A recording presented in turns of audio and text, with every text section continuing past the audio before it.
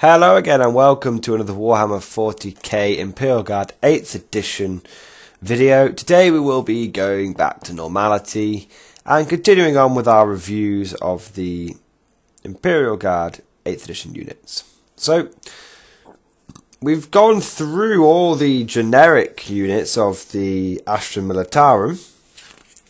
We're now starting to get into the special characters, and also later on we'll be looking at the Ordo Prefectors, which is where commissars have been placed. And then Militarum Tempestus and Auxilia, and then we're pretty much done. You know, there's we're coming to the end. There's still a few more videos there. I reckon we've still got 10 or 15 videos left to go. So today we will be looking at the Cadian characters. Now, so I need a drink. I've still got a sore throat, guys. So today we'll be going through the Cadian characters. We all know the fluff around the Cadians. Many of us have a lot of Cadian models. They are the poster boys for the Imperial Guard.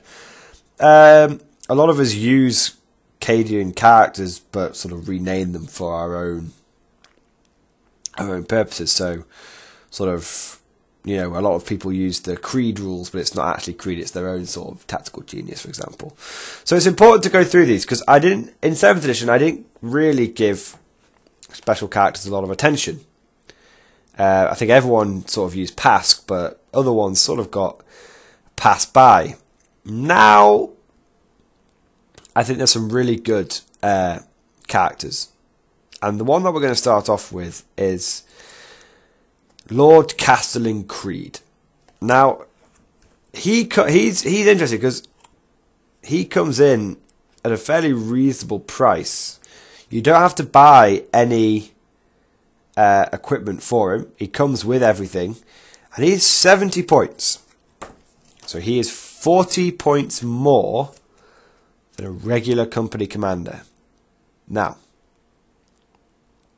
what do we get for that extra 40 points? Well, we get an extra leadership, so it's leadership 9. We get an extra save, so he's got a 4+ save. He comes with 2 hotshot las pistols, so he fires 2 shots a turn. Strength 3, AP -2, which is pretty good. And he comes with a power sword.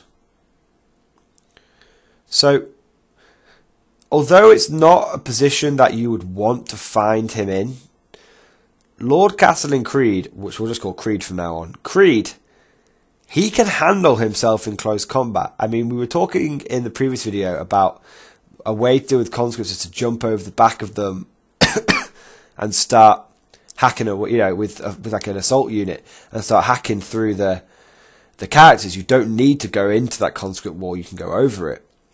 Lord Castellan Creed, he's quite good at defending himself. If he got charged by sort of 5, you know, like sort of 4 or 5 man Marine squad, I think he'd probably survive. I mean, let's say roughly 10 attacks. The Marines are going to hit with 7 of them. They're going to wound with about 4 of them. And then Creed will save half those wounds, so he'll take 2 wounds. That'll still put him with 2 wounds left. And then he gets to attack back with his 3 attacks. So, and he'll hit with 2, and then he'll probably wound with 1, and he'll cut one of the Marines down. Now, that'll probably mean that he'll get to survive the next turn, because don't forget, he can pull back out of combat, and if you want him to stay in combat, I don't know why you would, but if you want him to stay in combat, he can use both his pistols in the shooting phase, so that would probably kill another Marine, and then because it'd be your turn, that would kill, you'd probably have to kill another Marine on top of that, which means that he'd only be facing, you know, the 2 Marine attacks back, or which would be 4 attacks. You know, we'd probably shrug that off. So what I'm saying is Lord Castellan Creed has the ability to survive assassination by a little 5-man assault squad. It's pretty good. You know, that's that kind of sort of what shall we call it? Reliability is well worth its points. Now, carrying on, you're not taking him for his ability to take a beating to the face, though. You're taking him because he's Creed and he is a tactical genius. Now, Creed's tactical genius rule has flicked back and forth, being absolutely awesome, being a bag of shit. I would say now it's kind of in the middle, but also kind of a bag of shit. So originally it just meant you could scout anything. So you have these funny memes about Creed scouting like a Warlord Titan and it just popping out from behind a bush or something. You know, most people use it to like scout a unit of tanks or something, unit of Hellhounds into the backfield. Now, if he is your Warlord and your army is Battleforged, his Tactical Genius rule... Sorry, if he's your Warlord and your army is Battleforged, Creed's Tactical Genius rule just gives you 2 more command points. Okay?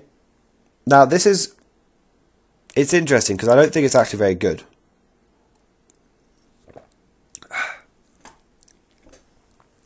The problem with it is... That is like a really good rule in a smaller points game when you want as many command points as you can get and you maybe are not being able to run a brigade. So you're like, well, cool, I'll bring Creed along and I'll get 2 extra command points. That helps take the sting away of only running like a battalion. But hang on. If it's a smaller point game, will you be able to afford Creed? It's a lot of points to take to get 2 command points. You know, essentially that's 2 reroll dice or 1 past leadership check. Is it really a tactical genius? No. I think his rules should go back to for 70 points. You're paying top dollar for that. For 70 points, he should be able to outflank a unit. He just should. End discussion. I don't know. That tactical genius rule is a bit crappy. Because in bigger points games, it's not really going to take effect because you're already going to be running 12 command points. And in smaller points games, you're not really going to be able to afford Creed. He's a luxury. Now, Supreme Commander is his other rule. And essentially he can issue orders 3 times a turn. He can issue 3 orders a turn. That's cool. He's always sort of had that ability to issue more orders. Now,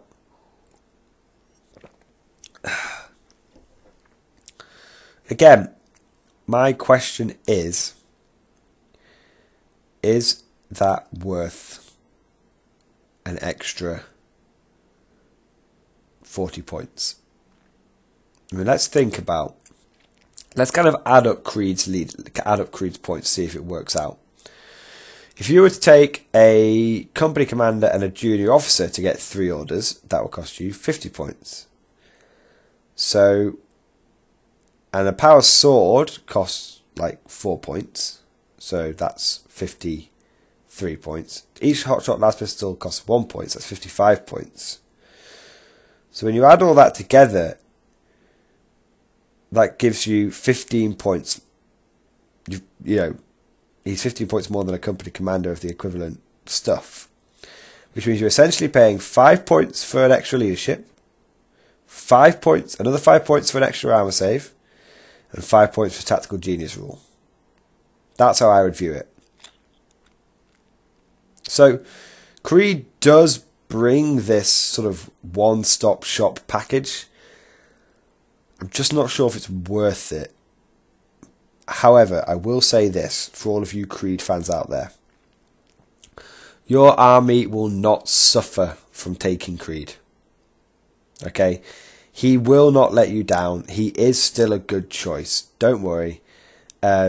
He's not an auto-include, but like with so many of the guard units, neither will taking him completely cripple you and make your army useless. He's just a nice, fun, fluffy choice, and if you're playing a nice, fun, fluffy game, friendly game, he's a good choice. He's a fluffy choice that won't fuck you over. Now, Colour Sergeant Kell he's always been shit, in my opinion. Colour Sergeant Kell has always been shit. It was so bad that you used to have to take him with Creed because no one in the right mind would take him on his own. Now, he costs 50 points. What are you getting 50 points? Well, he's got 2 more wounds than he used to have, which is fantastic. He's got 4 wounds. He's hitting on a guaranteed 3+ and a 3+, and with weapon skill and ballistic skill. And he's got a cracking 3 attacks and a 4+ save. So his stats have definitely improved. He is armed with a las pistol, power fist and power sword. So that's also great. You can divvy up your attacks how you want. The fact he's weapon skill 3+ means that he'll hit with that power fist 50% of the time, which is great. Very versatile unit. Now, he comes with a regimental standard called the Colours of the Cadian 8th. All Cadian units within 6 inches of Colour Sergeant Kell may re-rolled failed morale checks. That's actually really good. That's really, really good. This is the only regimental standard in the whole of the Astra Militarum that works like the way they used to. All the other ones are rubbish. This Colours of the Cadian 8th is actually very good. What it allows you to do is have a little bit of redundancy based, for your commissars. Imagine if you're rocking a lot of infantry, if you're playing sort of a pure Caden army, you're going to have a lot of infantry squads, you're going to have a lot of veterans. You're going to need ways, you're not going to be relying on conscripts and commissars as much. Maybe you will be, but, a lot of the time you might not be. Or later on in the battle, later on in the game, you're going to be, a lot of your commissars are going to be dead from snipers and other things. Most of the time people won't be targeting Kell because they think, well, he doesn't really do very much. But actually, that ability for him to, your opponent might be like, right, I've gutted that infantry squad, don't need to worry about it anymore. You roll a 6, and then it's like, okay, well, I've got to lose the rest of that squad. But then actually, you use Kell's reroll, you get a 1 and you're fine. That is game changing. I would say that ability will come into play once a game.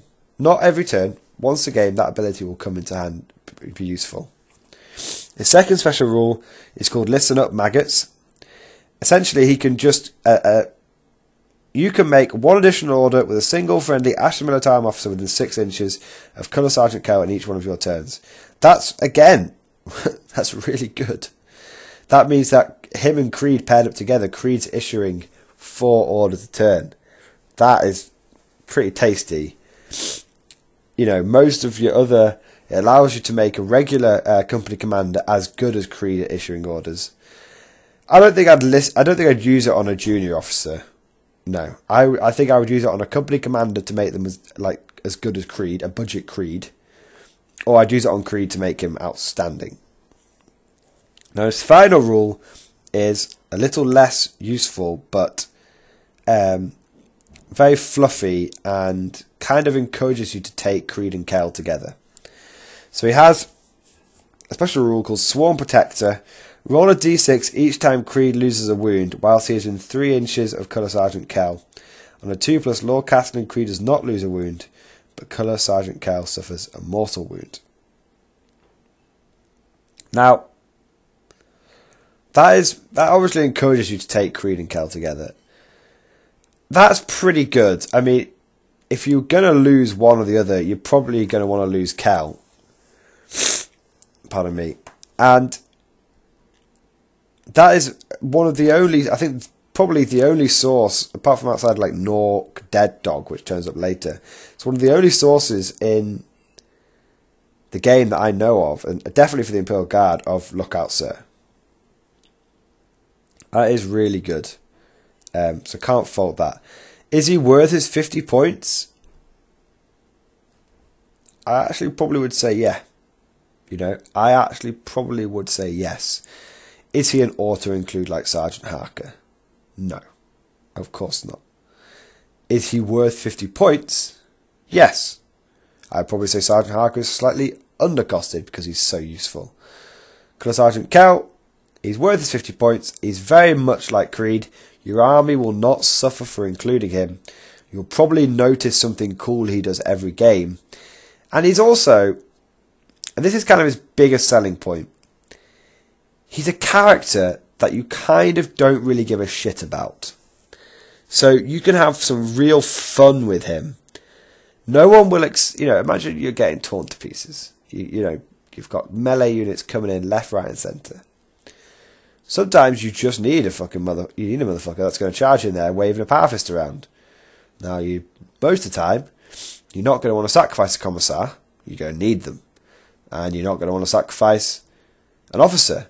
You need them. Colour Sergeant Kell, throw him in there. He'll probably take down the equivalent number of points in Space Marines before he dies. That's actually, and that freedom should not be overlooked, because it plays mind games with your opponents. Imagine your opponent has that critical 5-man Space Marine squad. You've shot them. You can't get them off the objective. Well, guess what? Motherfucking Kell turns up. Last thing your opponent expects you to do, charge in a random guardsman with a flag. Suddenly, he's not a random guardsman flag. He cuts down 2 or 3 Space Marines with that Power Fist, and you clear them off that objective. Very, very possible. So, he's very good throwaway melee beat stick. He's not going to go toe-to-toe with like a fucking Chaos Lord, but he will reliably beat the crap out of another faction's main infantry. Now, the final character I'm going to talk about is probably the most famous one for the Imperial Guard, Knight Commander Pask. Now, he has changed a lot in 8th edition, but what I would say is treat him like a normal tank commander. That is all. He is just a normal tank commander. You only pay 10 points more for him. And the only difference between him and a normal tank commander is he hits on a 2+. That is it. He has Ballistic Skill 2+. One key thing to mention is Tank Commander Pask can use his Knight Commander ability to order around other Cadian Leman Russ characters. So this is the only way that you can get your tank commanders orders. So you know how I've been saying don't even bother with the basic Leman Russ anymore, it's a pile of shit, only take tank commanders. The same applies, the next level of that is Pask. How to sort of imagine this is, tank commanders are now your standard go-to tank unit. And Knight Commander Pask is their commander. So what I did in the tournament is I took 2 tank commanders and Pask. And what that meant was I had 2 tanks that were hitting on 3s, rerolling 1s. And then I had Pask just hitting on a straight 2+. And that created an absolutely deadly firebase. Don't actually need to go on about him much more. Like I said, I've already covered Leman Russes to death in the Tank Commander video and in the Leman Russ video. Already covered them to death, so I don't need to go over them again. If my sign off on Pask is, are you already paying for a Tank Commander in your list? If you are, go and find 10 points from somewhere, drop a few conscripts or whatever, go and find 10 points, come back and make your Tank Commander Pask. If you are, just trust me, if you're taking a Tank Commander, just take Pask, he's worth it. So, tell me what you guys think. Have you enjoyed this video? Have you guys had a chance to use these special characters yet? I've used Pask and I can tell you he's an absolute beast. That is not Theory Hammer, that is Battlefield experience. My sort of assessment of Creed and Kell is definitely theory, but tell me what you guys think. Have you guys had a chance to use these characters yet? Have they got some hidden surprises? Are they surprisingly good, or are they very poo? I'm interested to hear what you guys think. So thank you for watching. I hope you enjoyed this video, and I'll see you guys next time.